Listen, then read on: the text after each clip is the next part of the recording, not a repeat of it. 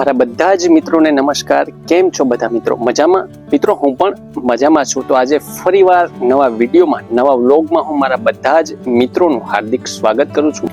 મિત્રો, અમારા ગામથી દૂર માત્ર 2.5-3 કિલોમીટર દૂર વાડી વિસ્તાર અને સિંગોડા નદીના કાંઠે એક સુંદર મજાનું અને અદ્ભુત ભેખેશ્વર મહાદેવ મંદિર આવેલું છે કે જ્યાં સ્વયં પરશુરામજીએ એ ધરતી ઉપર તપ કરેલું છે અને પરશુરામ દ્વારા સ્થાપિત તે શિવલિંગ છે. તો આજે આપણે ભેખેશ્વર મહાદેવ પરની શિવલિંગના દર્શન કરીશું અને હું આપ સૌને પણ ભેખેશ્વર મહાદેવ પરની શિવલિંગના દર્શન કરાવીશ. મિત્રો, તો આ બધા જ મિત્રો બન્યા રહેજો વિડીયો સાથે.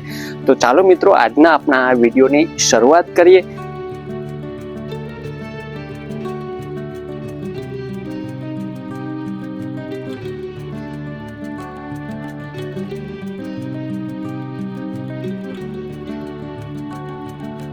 તો મિત્રો, તમે જે આ રસ્તો જોવો છે, તો આ રસ્તો છે તે કોડીનારથી આ બાજુ જામવાળા સાઈડ આવે છે અને તમે કોડીનારથી આશરે મિત્રો 5 થી 6 કિલોમીટર જામવાળા સાઈડ આવો તો તમારી અહીંયા પર આ ડાબી બાજુ ઉપર તમે જોઈ શકો છો, અહીંયા પર આ બોર્ડ મારેલું છે શ્રી ભેખેશ્વર મહાદેવ મંદિર તરફ જવાનો રસ્તો.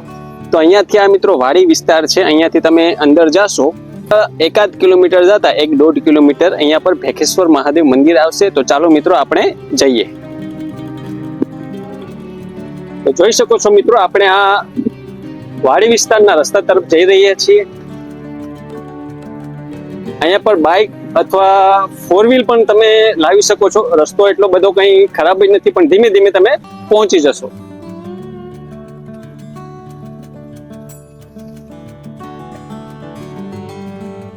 અહીંયા પર આ ભેખેશ્વર ડેમ છે. હું આપ સૌને તે ભેખેશ્વર ડેમનો નજારો પણ બતાવું છું. ચાલો મિત્રો.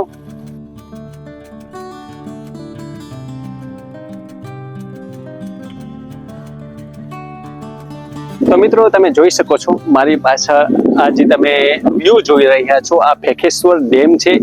અહીંયાથી તમે આગળ આવો રોણાસથી જે આપણે ભેખેશ્વર મહાદેવ મંદિર તરફનું જે બોર્ડ મારેલું હતું ત્યાંથી 500 મીટર અંદર આવો તો આ બાજુ તમારી ડાબી બાજુએ આ ભેખેશ્વર મહાદેવ પરનો ડેમ છે.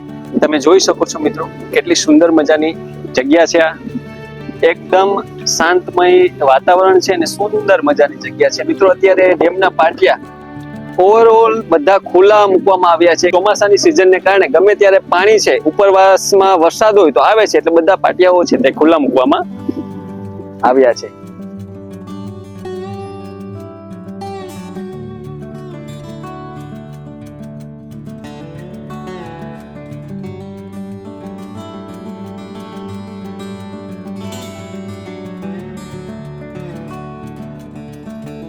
તો મિત્રો, ફાઇનલી આપણે પહોંચી ગયા છીએ ભેખેશ્વર મહાદેવ મંદિર. આ ભેખેશ્વર મહાદેવ પરની મંદિરનો ગેટ છે. હવે આપણે મિત્રો મંદિરની અંદર જઈએ અને સ્ટેપ બાય સ્ટેપ બધી જ જગ્યાના દર્શન કરીએ. મિત્રો ચાલો. તો મિત્રો, તમે જોઈ શકો છો કે આપણે મંદિરની અંદર આવતા આપણી ડાબી બાજુએ છે મિત્રો અહીંયા પર કાળ ભૈરવ દાદાનું સ્થાન આવેલું છે. તો આપણે કાળ ભૈરવ દાદાના પણ દર્શન કરીએ. તો મિત્રો, હવે આપણે કાળ ભૈરવ દાદાના દર્શન કર્યા. હવે આપણે આગળ જઈએ મંદિર તરફ. એકદમ પવિત્ર જગ્યા છે. તો મિત્રો, હવે ફાઇનલી આપણે પહોંચી ગયા છીએ. અહીંયા પર તમે જોઈ શકો છો આ ભેખેશ્વર મહાદેવ મંદિર છે મિત્રો. તો ચાલો મિત્રો આપણે દર્શન કરીએ. તો સૌ પ્રથમ મિત્રો અહીંયા પર આ હવન કુંડ છે.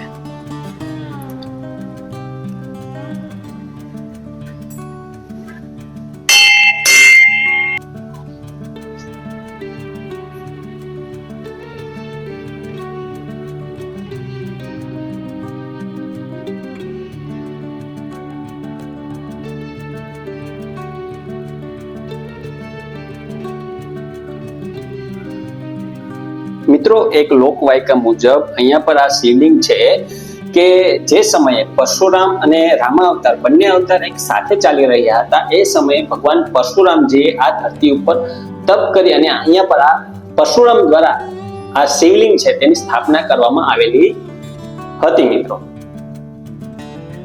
મિત્રો, આપણે ભેખેશ્વર મહાદેવ પરની શિવલિંગના દર્શન કર્યા. હવે બિલકુલ તેમની બાજુમાં રામદેવ પીર તેમજ ભગવાન રામ અને ભગવાન વિષ્ણુનું પણ મંદિર આવેલું છે. તેમના પણ આપણે દર્શન કરીએ મિત્રો. તમે જોઈ શકો છો મિત્રો, અહીંયા પર રામદેવ પીર મહારાજ તેમજ ભગવાન રામ અને ભગવાન કૃષ્ણનું પણ મંદિર આવેલું છે. આપણે તેમના પણ આશીર્વાદ મેળવીએ મિત્રો. તો મિત્રો આપણે રામદેવ પીર મહારાજ, ભગવાન રામચંદ્ર અને ભગવાન કૃષ્ણના પણ દર્શન કર્યા. હવે હું આ જગ્યા વિશે થોડી ઘણી તમને માહિતી આપું છું. તમને ચાલો પહેલા તો આ જગ્યા બતાવું છું.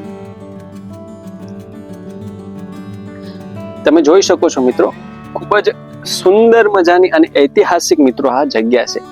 આ નદી છે, આ સિંગોડા નદી છે મિત્રો. અને આ સિંગોડા નદીને કાંઠે આ ભેખેશ્વર મહાદેવ પરનું આ મિત્રો મંદિર આવેલું છે. ખૂબ જ સુંદર, શાંતમય અને રમણીય જગ્યા છે.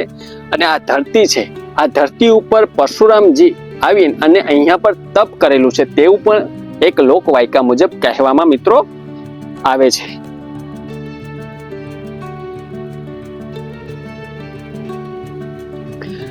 મિત્રો અહીંયા પર ઘણા બધા લોકો રવિવારને દિવસ તેમજ કોઈ પણ પ્રસંગ હોય અથવા તો કોઈ પણ ધાર્મિક તહેવાર હોય તો અહીંયા પણ ઘણા લોકો આવે છે. ભેખેશ્વર મહાદેવ પરની શિવલિંગના દર્શન કરે છે.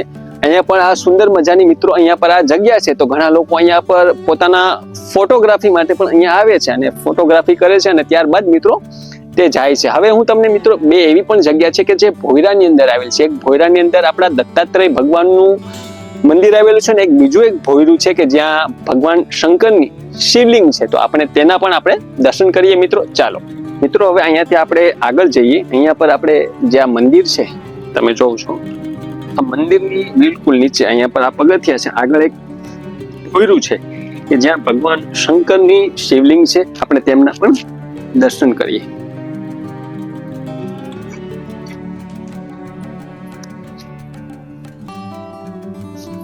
તો મિત્રો તમે જોઈ શકો છો અહીંયા પર આદિ અનાદિ મહાદેવની શિવલિંગ છે. તો આપણે તેમના પણ દર્શન કરીએ.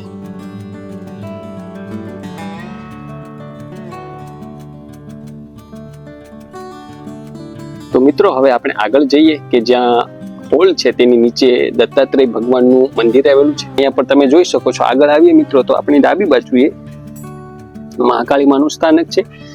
આપણે તેમને પણ આશીર્વાદ મેળવીએ.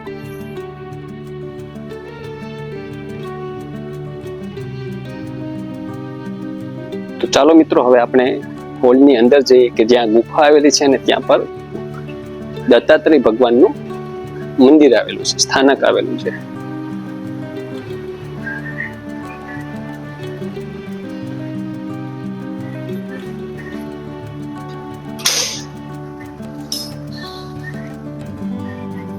તો મિત્રો હવે આપણે ગુફા તરફ આગળ વધીએ.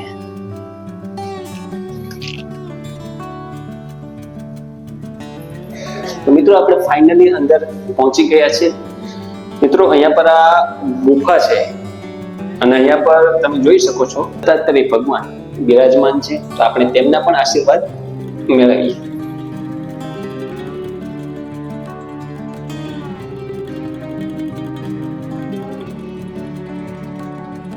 હાલ કોઈ અત્યારે મિત્રો અહીંયા પર કોઈ બાપુ છે નહીં, પરંતુ રોણાજ ગામના ભગત છે કે જેમનું નામ ગોવિંદ બાપા છે.